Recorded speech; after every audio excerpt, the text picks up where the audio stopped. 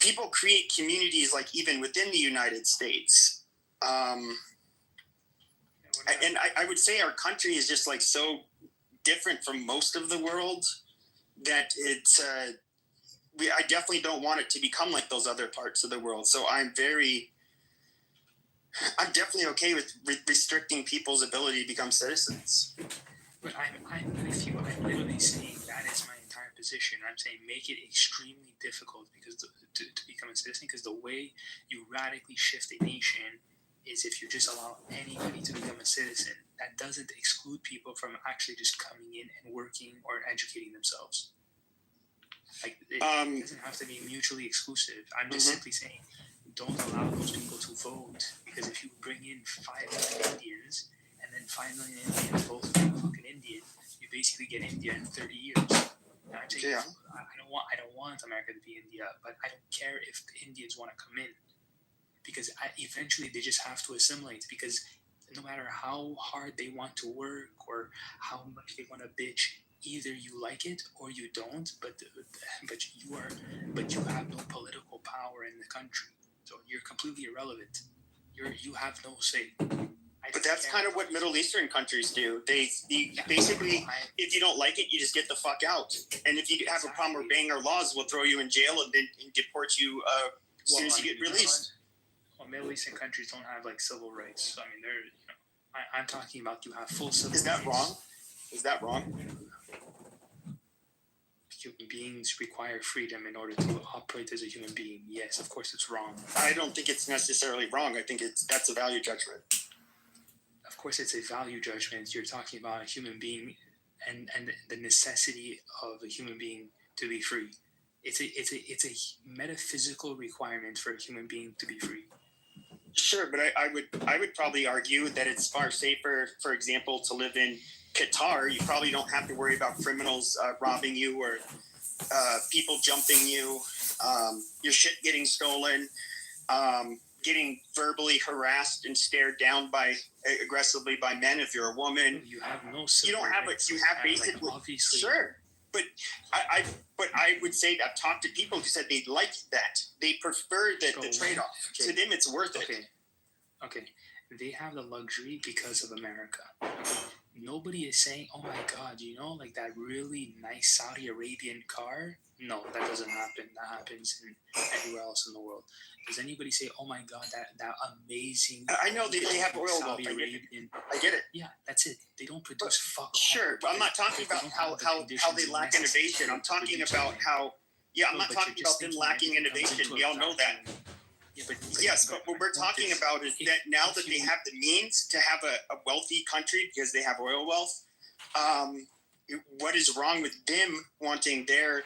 In fact, what the fuck is wrong with necessarily wrong with Sharia law if that's how they want to live? Well, you're just making a more relativist argument. It's like, well, like if they just want to have slavery, like who cares? Just let them have slavery. I didn't say it now. That's not quite the same. No, that's the logic you're trying to apply. It's just a more relativist argument. No, I don't necessarily consider them the same. I understand Sharia law can be I think barbaric, but can be implemented in ways that are not that bad. You're simply saying, what's wrong with another nation doing what they want to do? And I'm saying, well, what if there's a nation that just wants to have slavery? Like, at what point do you say, actually, that's... Well, yeah, I would say slavery. If there's a country that makes rape of any woman you want, legal, I mean, yeah, there's things that are, obviously cross the line. I don't think anybody would deny that. I get cross a line. I mean, cross a line for who? That society doesn't care about that line. Well, it's interesting. Mexico, this was back in 2000, 2001. It's some parts of Mexico, it's really rural. It can be a couple hours to even go to the nearest town. Their concept of rape was haha, that sounds like a silly judicial law. It wasn't a big deal to them.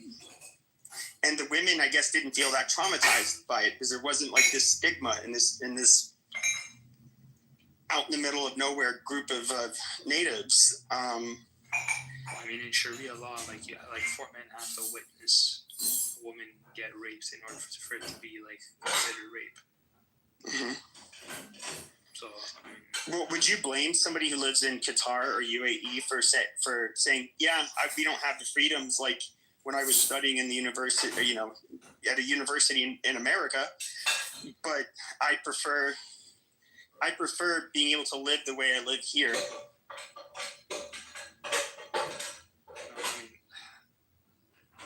I'm simply just saying, if you don't hold freedom as a value, okay, then you fall into like the more relativist arguments.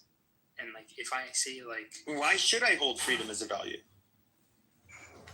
Because it's a metaphysical requirement of human beings to be free in order for them to operate as human beings. No, I think that's bullshit. Okay, so then let's. Yeah, I mean, nobody's free technically. I mean, no. I mean, relatively speaking, so like, if you look at countries like North Korea, where it's a complete totalitarian state, versus America. But people like living in Qatar. People don't like living in North Korea. So again, why are we using that as an example? It's all relative because it's all relative. Yeah, it's relative. Let's talk about places where people want to live. Muslims like living in Qatar and UAE. Yes, but like Muslims, okay, have a very tribal and primitive view of the world. That's why they don't mind. These are people that do not produce literally fuck all. Okay, I know that, but that's America. I'm not critiquing their lack of innovation. I'm critiquing their the laws. But then how do you, bro? But then the reason people go to Dubai, the reason it's prosperous is because there's other people who go there who have money.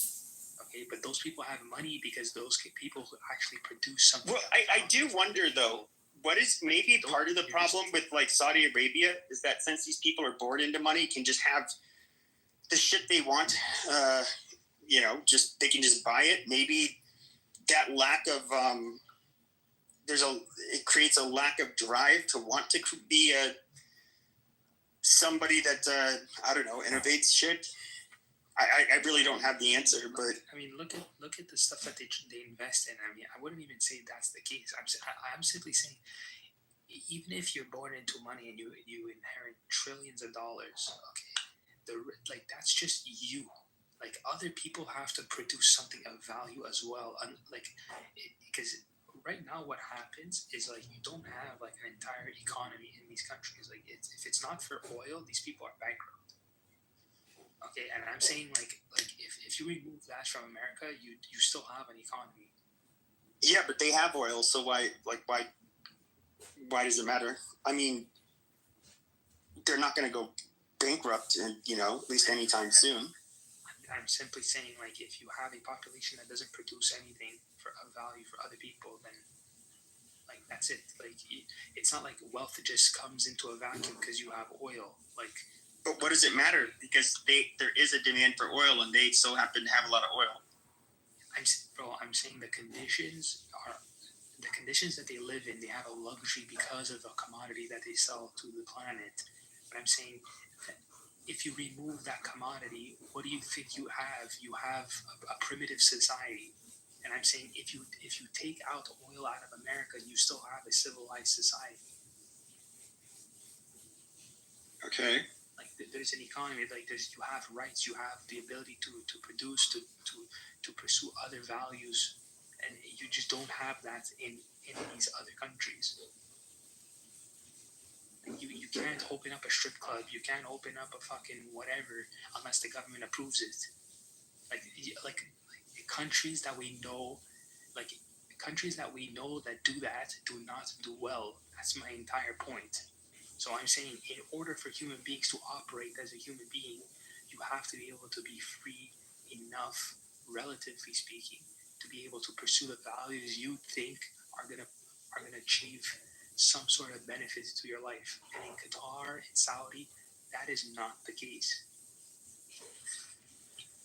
Yeah, it's not how I look at it. Well, I mean, I think you have I think you have a misunderstanding of wealth doesn't just pop up out of nowhere. When did I say it did? We all know why the Gulf Arab states have money, but it's not a secret. So what is there to to debate. Well, if it wasn't for the free countries, these people wouldn't be able to trade. But it's not the free countries. It's because we literally have automobiles and shit that requires oil, and so that's exactly what I'm talking. We have about. They have the demand an for automobile. An automobile doesn't just pop up in the ether, and like we just have automobiles now, or we have like these combustible combustion engines that need a product that you sell. Like, in order for there to be a combustion, there has to be the conditions necessary for you to even be able to produce that. And I'm sure, but they already exist. I get it, but bro. So are you telling me that you think that you don't think that they would be able to be free? You don't think that they could be maybe innovative despite being Muslim with their laws? Okay, well, give me the example. Where? No, I'm asking. I actually don't have the answer. Yeah, I'm saying it doesn't exist. That's what you've heard me go off on Arabs about how they completely lack innovation in comparison to the rest of the world. But I know, but that's my point, bro. That's exactly my point. I'm saying they do not create the conditions necessary in order for us to get to where we are today. So when you say, oh yeah, but I don't mind living in Dubai today, I don't mind living in Qatar today, I'm saying, yeah, okay, but like you have the luxury to say that. But if we had to restart from nothing and you said, yeah, let's go to Dubai, well, good luck, because that's not going to happen. And I'm saying America is a country that allows you the freedom, the conditions for you to be able to get to where we are today. Because Dubai and Saudi do not. That's the beauty of America. That's why. I mean, it's for me, that's fairly... It's hard to say that is the cause. I do think it perhaps could be an explanation, but I also think that the fact that you have a group of people that do not have to be innovative just because they're wealthy to begin with, I think was every bit as much of a likely explanation. Again, you're taking it as if it just comes into a vacuum, bro. That's my point. I'm saying restart, okay? Everybody in the world has nothing, because at some point everybody in the world did have nothing. I'm saying the conditions that America allows versus the conditions Saudi and the Middle East allows, okay, America will win that 100 out of 100. Okay, so you're all you're saying is, well, now that we have everything, let's just go back to regressing. And it's like, well, why? If I push back, this is rather recent blip in history where the West is as powerful and innovative as it is. If you look out throughout history, though, especially along the Mediterranean, North Africa, you cannot say that these Muslims were not innovative. I mean, they had seaworthy ships. They were conquering people. They had their own architecture. They had all kinds of shit. So, I mean, yeah, we're more innovative than them now, but but when they didn't have oil money, they didn't really seem to be lacking innovation necessarily.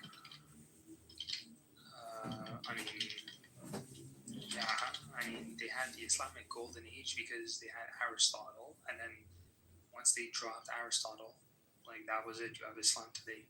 Basically, once they dropped Aristotle in the year 1000, that was it for Islam. What observations came out of Islam after that?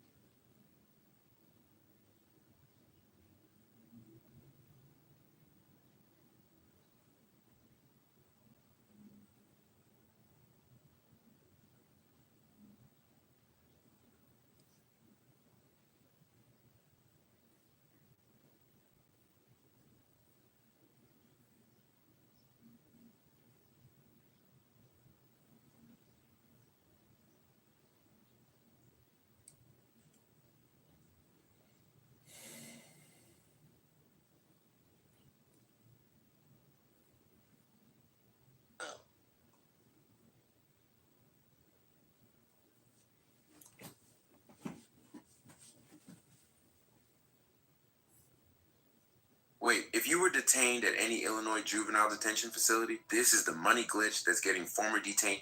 The function of a Zen teacher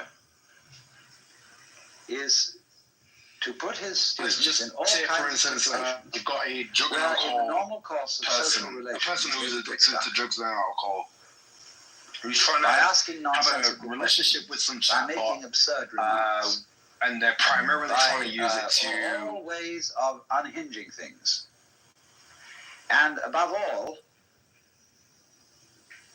keeping them stirred up with impossible demands. To hear the sound of one hand, to, without moving, stop a ship sailing out on the water, or to stop the sound of a train whistle in the distance. Magic. To touch the ceiling without getting up from one's chair. To take the 4 divisions of Tokyo out of your sleeve. To take Mount Fuji out of a pillbox. All these impossible questions are asked. And in the ordinary way of interpreting these questions, we think, well, now, gee, how could we do that? See, that's a very difficult question that's been asked. And you have to think, what would I do to do that? Because we are caught up in a certain way of discourse, which the language game that we play and the social games, the production games, and the survival games that we play are good games. But we take them so seriously that we think that that is the only important thing. And this is to unstick us from that notion and realize that it would be just as good a game to drop dead now as to go on living. Is a lightning flash bad because it lives for a second as compared with the sun that goes on for billions of years?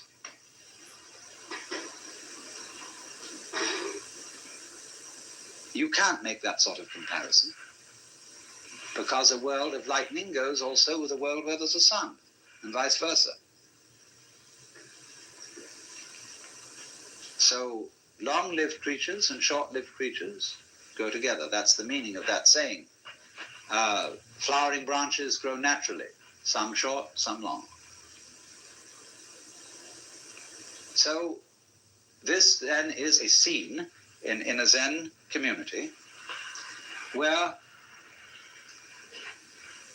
spontaneous behavior is encouraged within certain limits. And as the student becomes more and more used to it, those limits are expanded until eventually he can be trusted to go out on the street and behave like a true Zen character and get by perfectly well. You know what occasionally happens on the street when 2 people are walking down the sidewalk straight at each other, and they both decide to move to the right together, and then to the left together, and they somehow get stuck, and they can't pass each other. Zen teachers will pull just exactly that sort of stunt when going down a path and meet one of their students, to see if they can get him in a tangle, and can he escape from it. And you will find in everyday life that there is a very clear distinction between people who always seem to be self-possessed and people who are dithering and nervous and don't quite know how to react in any given situation, always getting embarrassed because they have their life too strongly programmed. You said, this is a common marriage argument. You said you would do such and such a thing at such and such a time. And now you've changed your plans. Not that the change of plans really caused any inconvenience, but just the feeling that when you say you will do something at a certain time, you ought to do it at that time, come hell or high water. Well, that's being very unadaptable. That's being a stone kind of sticky thing.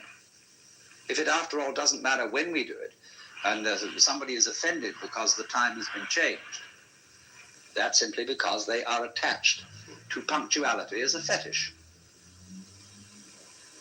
And this is one of the great problems. This causes many automobile accidents. Men rushing home to be on time for dinner.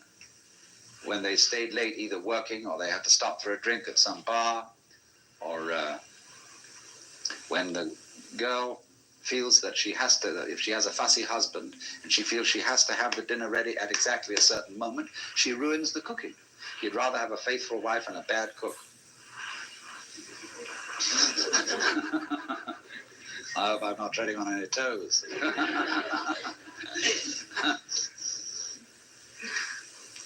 So, you see, we spend an awful lot of energy trying to make our lives fit images of what life is or should be, which they could never possibly fit.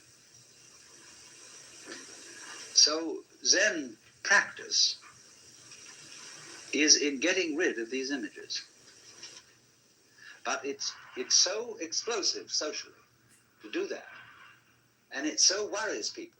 They get vertigo, they get dizzy, they don't know which end is up. And this happens, you know, if you've ever been in one of those blab sessions, where they call them tea groups, I think, or something like that, where people gather together without any clear idea of what this gathering's about. They know it's somehow self-exploration, but just how do you begin on that? And so somebody starts to push his idea, and then somebody else says, well, why are you trying to push your idea on us? And then they all get into an argument about the argument. And the most amazing confusions come about, but sometimes they all see what idiots they're being. And then they learn to live together in a really open and spontaneous way. I am a cheater, a thief, a liar. But not like you think. I have metastatic breast cancer, and I pretend that I'm fine, but I'm tricking my cancer. I'm yanking back more moments, memories, with Enhertu. Enhertu is for adults whose HER2 positive or HER2 low breast cancer cannot be removed by surgery or is metastatic, and who have received a prior treatment, or whose cancer has come back during or within 6 months of ending treatment. Enhertu helped people live longer than other medicines. Your doctor will do tests to ensure Enhertu is right for you. Enhertu can cause serious side effects, like lung problems that may lead to death, low white blood cell counts that are common and sometimes severe, and problems with your heart pumping blood. Tell your doctor right away if you have new or worsening shortness of breath, trouble breathing, signs of infection, cough, fever, chills, feeling tired, swelling of ankles or legs, irregular heartbeat, sudden weight gain, dizziness, or loss of consciousness. Enhertu can harm your unborn baby. Talk to your doctor about pregnancy, breastfeeding, and effective birth control. Ask about other side effects. With Enhertu, all that is mundane, magical, mine. Sure, metastatic breast cancer will try to take it all, but not today. Hey TikTok, it's Alan Walker, and if you want to get this, or this, search Alan Walker on TikTok and tap the banner right now.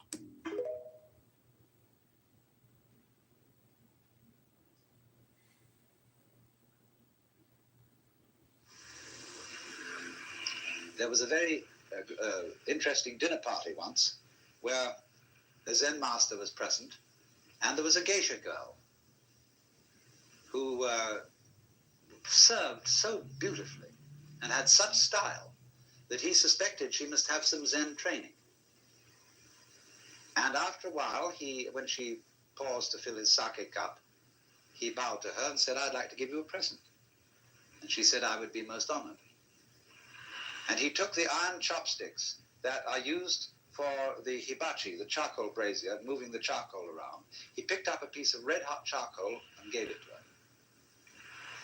Well, she had very long sleeves on her kimono.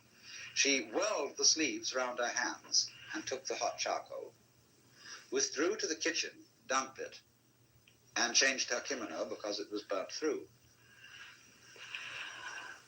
Then she came back into the room, and after a suitable interval, she stopped before the Zen master and bowed to him and said, I would like to give you, sir, a present. And he said,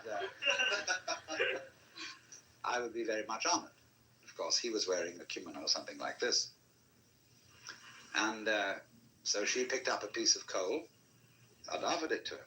he immediately produced a cigarette and said, "Thank you, that's just what I needed."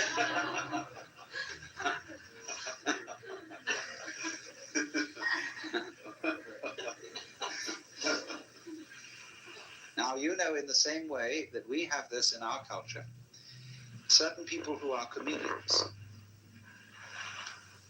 who know how to make jokes and gags in a completely unprepared situation, face them with anything, and they somehow come through. So that is exactly the same thing in a special domain as Zen. Only a master of Zen does this in every life situation. But the important thing is to be able to do this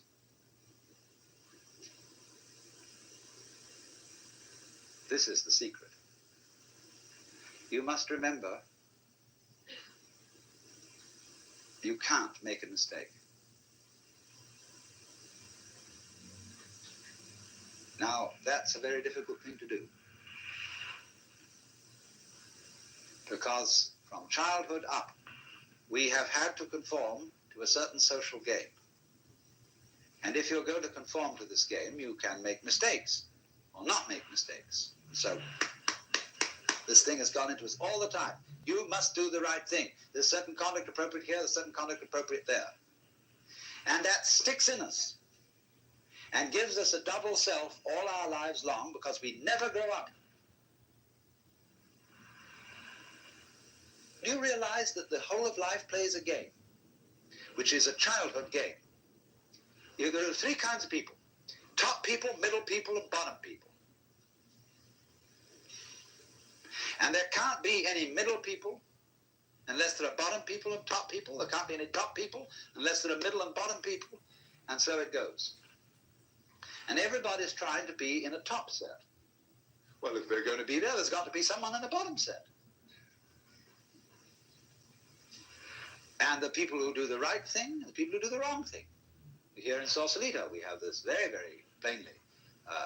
There are the right people, the nice people who live up on the hill. Then there are the nasty people who live down here on the waterfront, and they grow beards, and they wear blue jeans, and they smoke marijuana. And whereas the other people on the top of the hill drive Cadillacs and have wall-to-wall carpeting and nicely mowed lawns, and their particular kind of poison is alcohol. Now, the people who live on the top of the hill know that they're nice people. But they wouldn't know they were nice people unless they had some nasty people to compare themselves with. Every in-group requires an out-group, whereas the nasty people think they are the real far-out people, whereas those people, those hillbillies, are squares. And they wouldn't be able to feel far out unless there were squares. See? These things simply go together. But when that is not seen, we play the games of getting on top of things all the time. And so we're in a constant state of competition as to, if it's not I'm stronger than you, it's I'm wiser than you, I'm more loving than you, I'm more tolerant than you, I'm more sophisticated than you. It doesn't matter what it is, but this constant competition is going on. In terms of that competition, we can, of course, lose place and in that sense make mistakes. But what a Zen student is a person who is not involved in the status game. When exploring new credit cards, you should know what you're getting into. With hundreds of offers, Credit Karma curates relevant options for you and shows you approval odds, so it's easier to find your way to the right card for you. Intuit Credit Karma.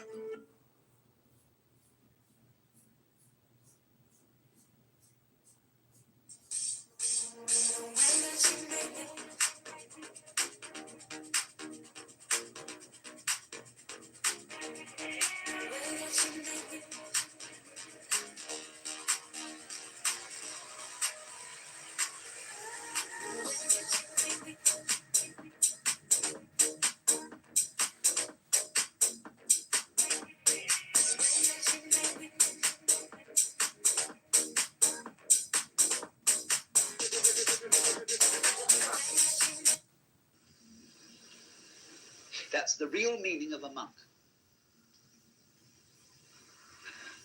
He is not keeping up with the Joneses, and to be a master, he must get to the point where he's not trying to be a master. The whole idea of your being better than anybody else simply doesn't make any sense at all. It is totally meaningless. Because you see everybody manifesting the marvel of the universe in the same way as the stars do, and the water, the winds, and the animals.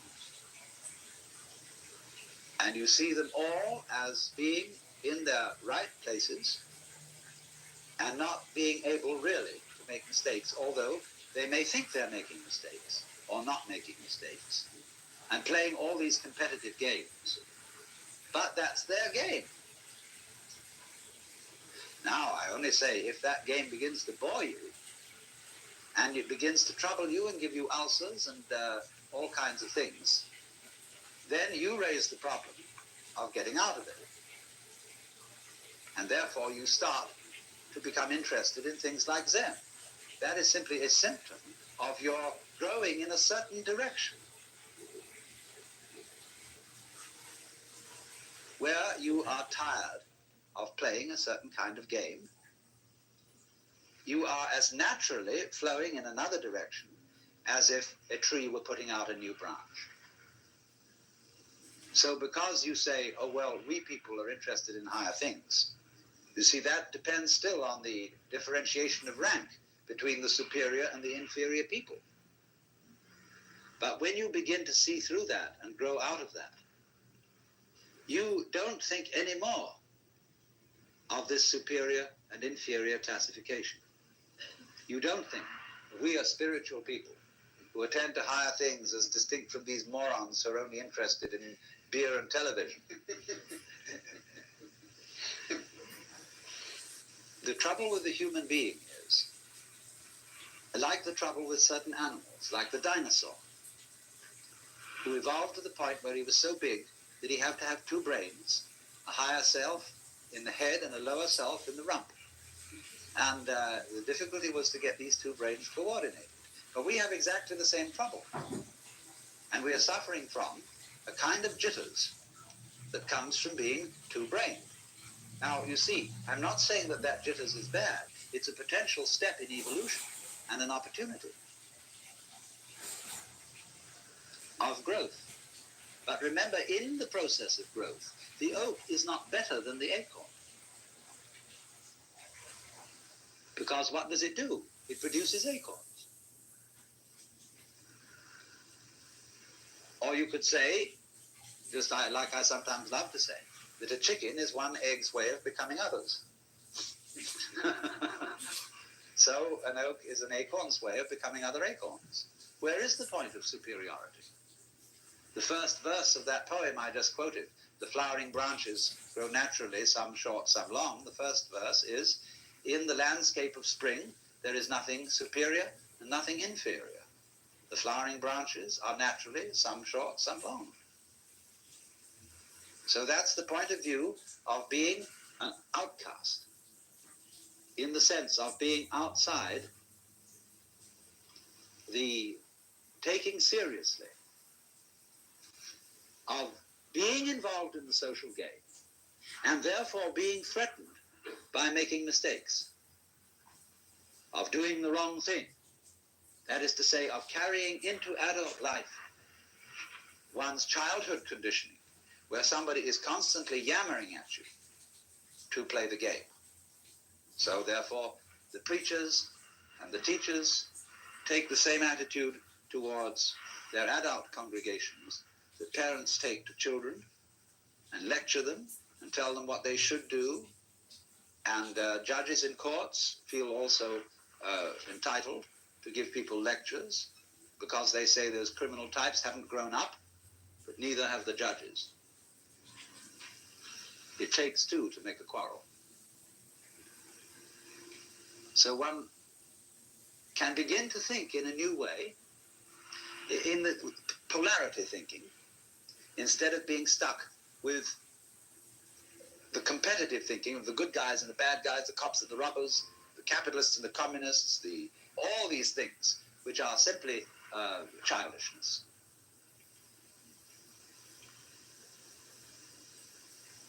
Now, of course, you recognize that the moment I say that, it's like talking in English in order to show that the English language has limitations.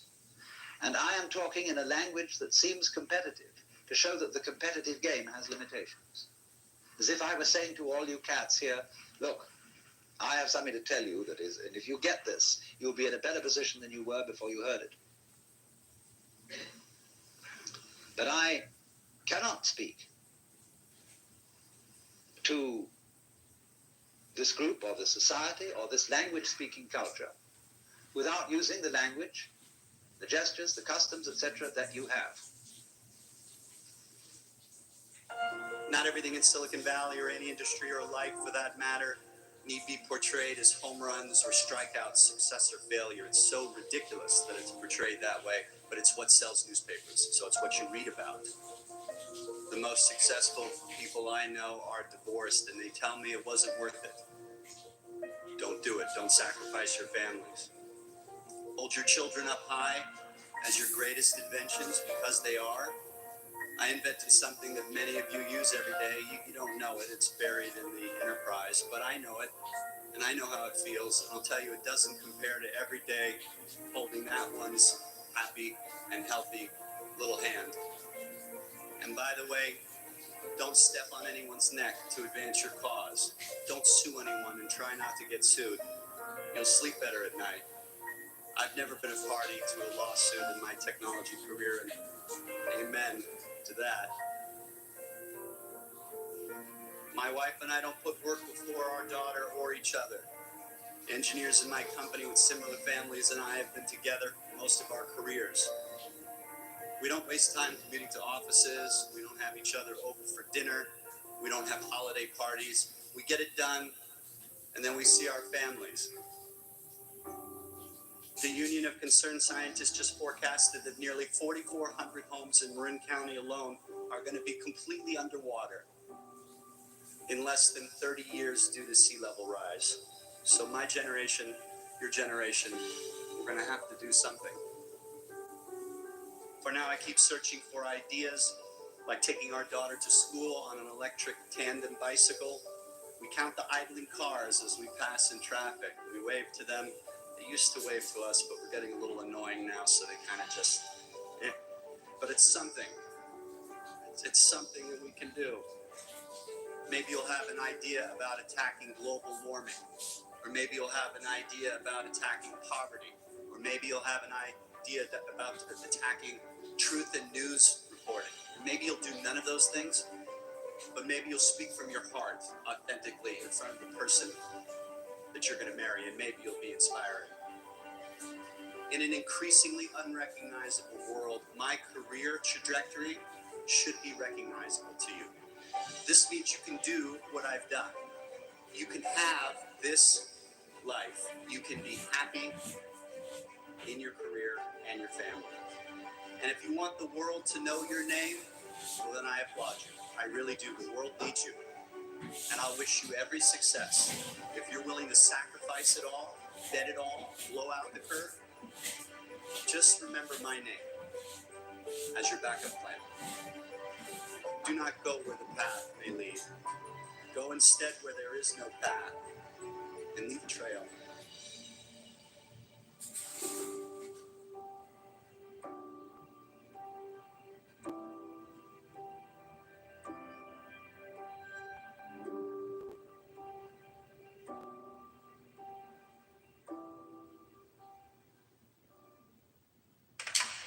Want to stop hair loss in its tracks? Through Hims.com, you can explore a range of options that work best for you, so you can grow visibly thicker and fuller hair. Get back your robust head of hair in just 3 to 6 months with doctor-trusted ingredients like finasteride, minoxidil, and a blend of supplements that support healthy hair. 3 in 4 Hims customers say they wish they started using hair treatment earlier. Stop hair loss and regrow hair. Get started today at Hims.com.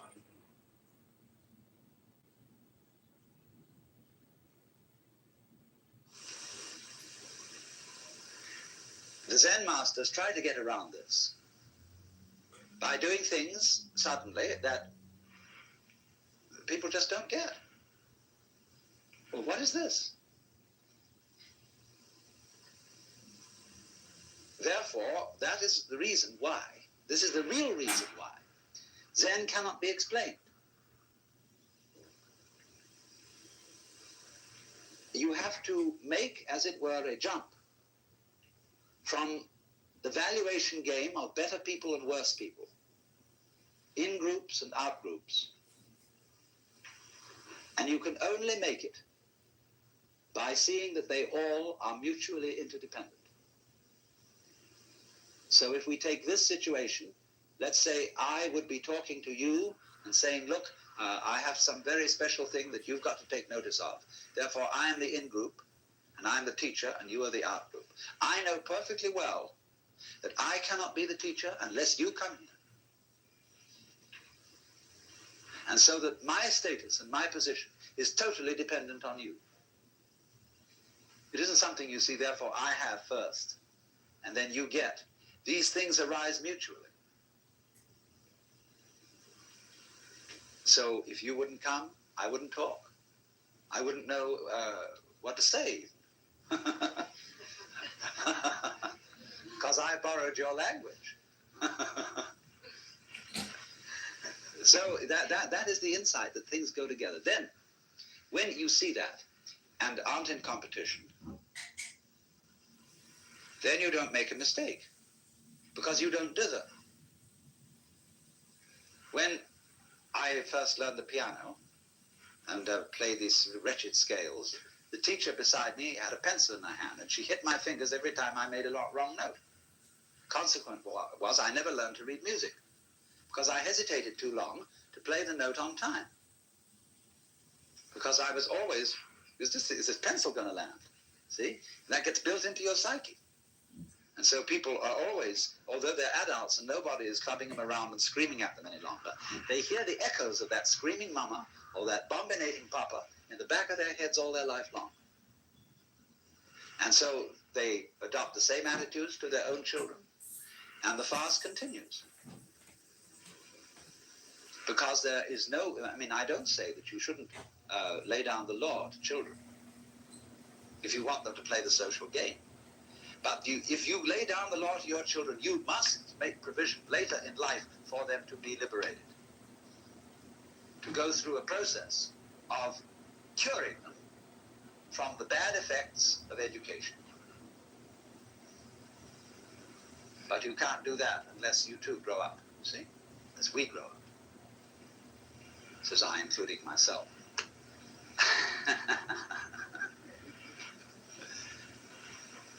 So that is the thing. Now, therefore, in the Zen scene,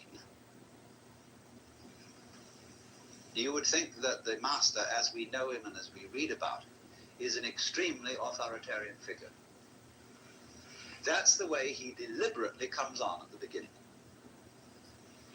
He puts up a terrific show of being an awful dragon. And this screens out all sorts of people who don't have somehow the nerve to get into the work. But once you are in, a very strange change takes place. The master becomes the brother. He becomes the affectionate helper of all those students, and they love him as they would a brother, rather than respect him as they would a father. And therefore the students and masters, they make jokes about each other. They have a very curious kind of social relationship, which has all the outward trappings of the authoritarian. But everybody knows on the inside that that's a joke. Liberated people have to be very cool. Otherwise, in a society which doesn't believe in equality and cannot possibly practice it, they would be considered extremely subversive. And therefore, great Zen masters wear purple and gold and carry scepters and sit in thrones. And all this is carried on to cool it. And the outside world knows that they're all right. They have discipline, they have order, they're perfectly fine. Having discussed basic principles of what Zen is about, I'm passing on to the more practical side of it. A Zen monastery is not a monastery in the Christian sense.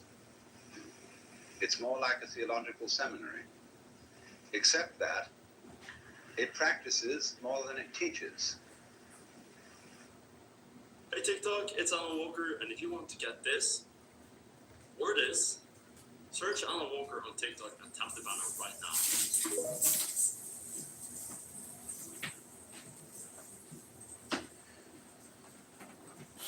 People everywhere are recommending GoodRx. My neighbor showed me the app. It helped me save on my kids' allergy pills. GoodRx can save you a lot of money. A typical institution consists of a campus. And on the campus, there are many buildings. First of all, around the edges, you will invariably find independent temples that were founded in times past by noble families, because one of the things that the Buddhists did when they came to the Far East was they exploited ancestor worship. This was very clever of them. This being the great religion of China, the Buddhist priests performed services like requiem masses for the repose of the souls or for good reincarnations for one's ancestors, and they made quite a thing out of that. And so they have memorial services for the departed, and that's one of the principal functions of temples in Japan. People don't go to temple in the same way as Westerners go to church. They make pilgrimages to temples, and say at a great temple like Eiheiji, you will find on a Sunday morning, or practically any morning, a swarm of about 500 people attending the 4 a.m. service of chanting the Buddhist scriptures. But they're kind of in and out of their temples. They have special services. They have memorial services, weddings, funerals, or everything like that. But they don't have a parish kind of church community as we find it in the West. Although when Buddhism, through the Japanese immigrants, exports itself to the United States, they immediately copy the Protestant church institution and sing, "Buddha loves me, this I know, for the sutra tells me so." It's terrible. And all the young men, Nisei, who have never been in Japan, one thing they can't stand is sutra chanting, because they don't know what it means, and the priests don't know what it means a lot of the time.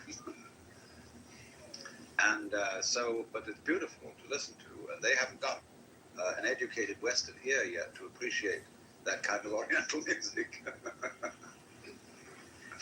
Well, now, aside from these many temples, each of which is in charge of a priest with his family, and some of them are having a hard time making a go of it these days, so they've become restaurants for very elegant food, or museums, and all sorts of things. Now, the guts of a Zen temple is what's called the Sodo. So, in Japanese, is the Sangha, the order of followers of the Buddha. Do simply means hall. So the Sangha hall, or Sodo, is the center.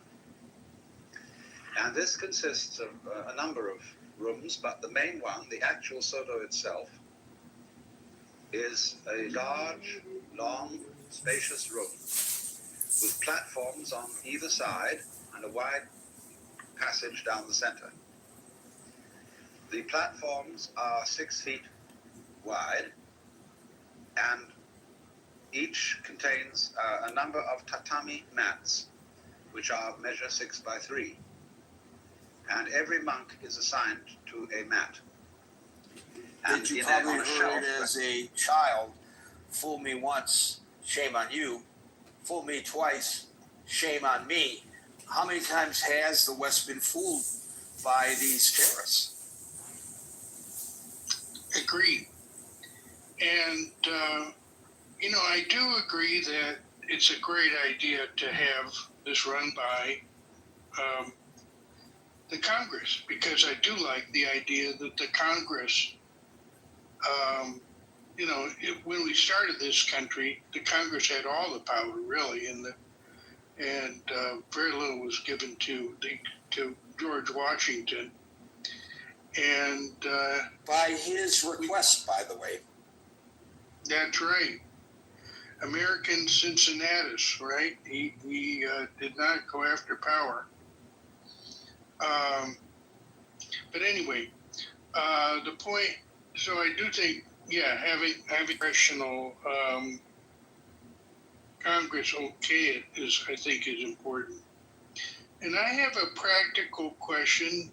I don't know if anyone knows the answer to this, but if these nuclear things are out in the middle of the desert, why not just drop a nuclear bomb after you kind of soften things up, maybe?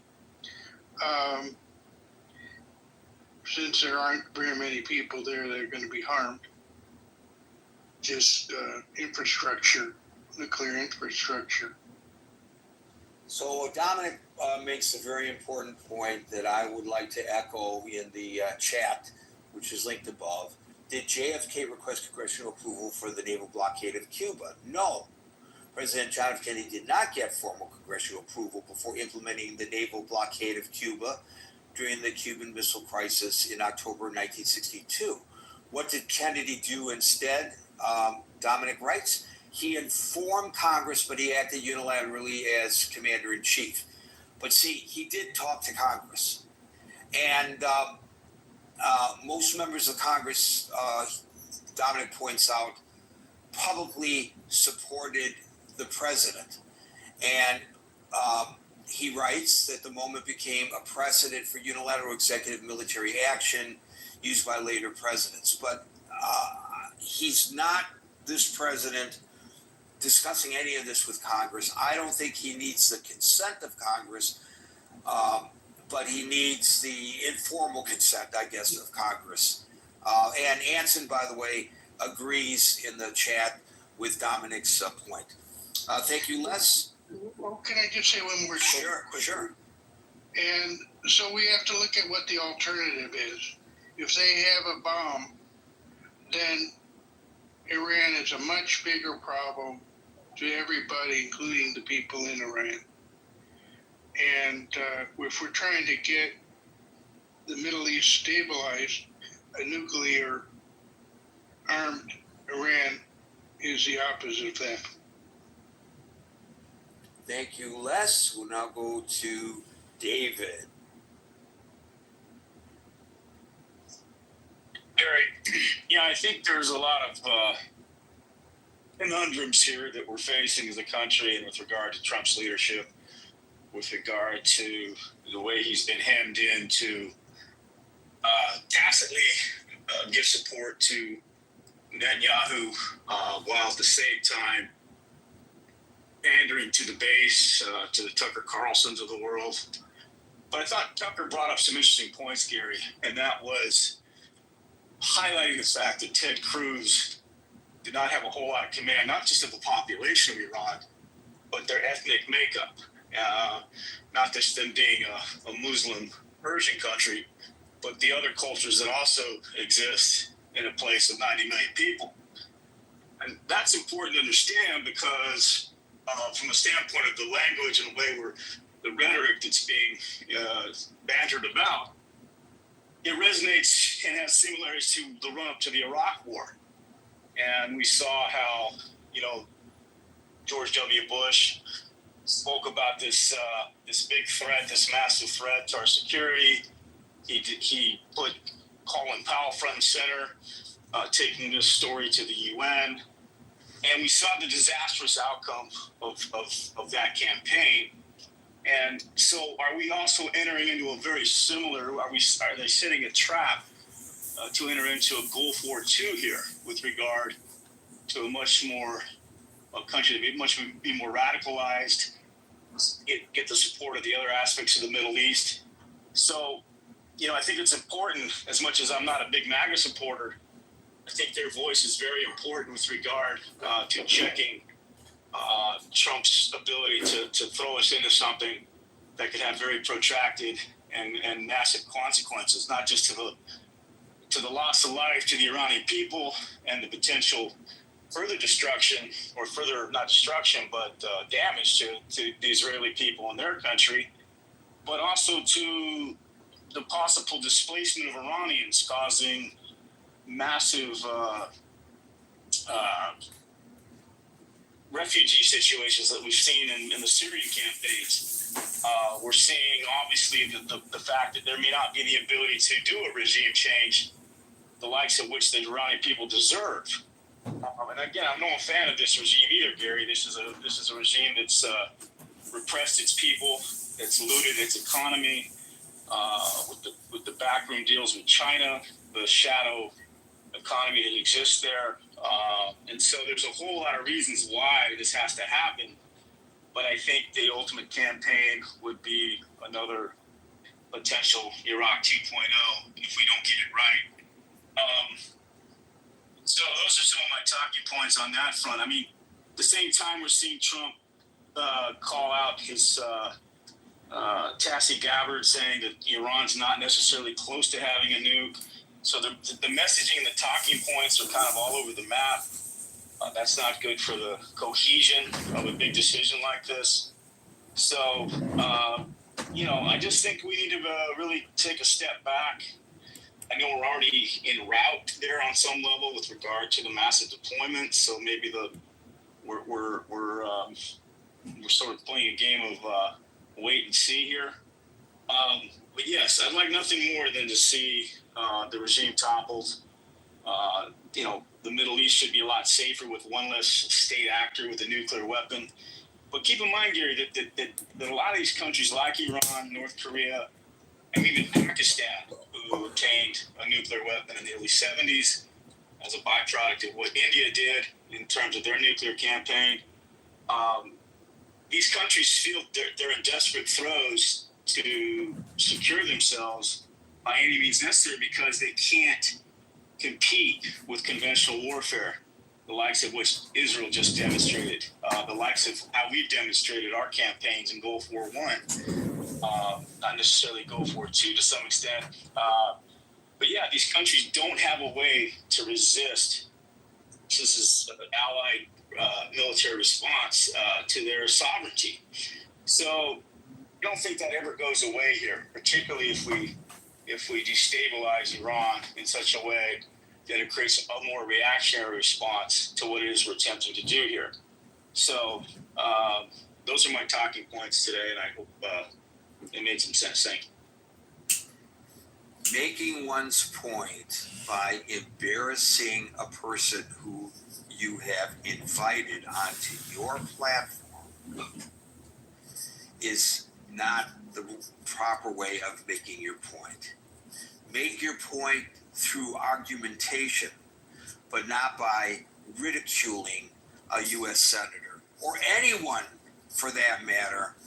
This was a low point in the career of Tucker Carlson. He made his point.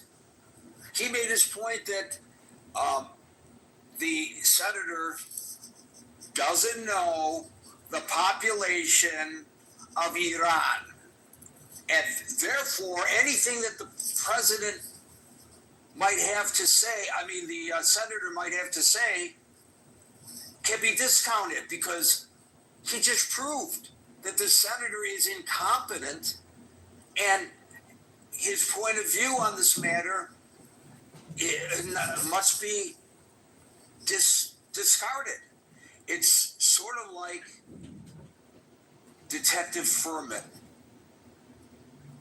No matter what he said of substance on the stand in the OJ trial that might have been used to lead to a conviction, was totally discarded, his entire credibility, because he got caught lying about the use of the N-word, which had nothing to do with the evidence that he presented. A brilliant move by the defense. That's exactly what Tucker Carlson did. It was terrific theater. It was entertaining as can be, but it did lead to a further understanding of the complexity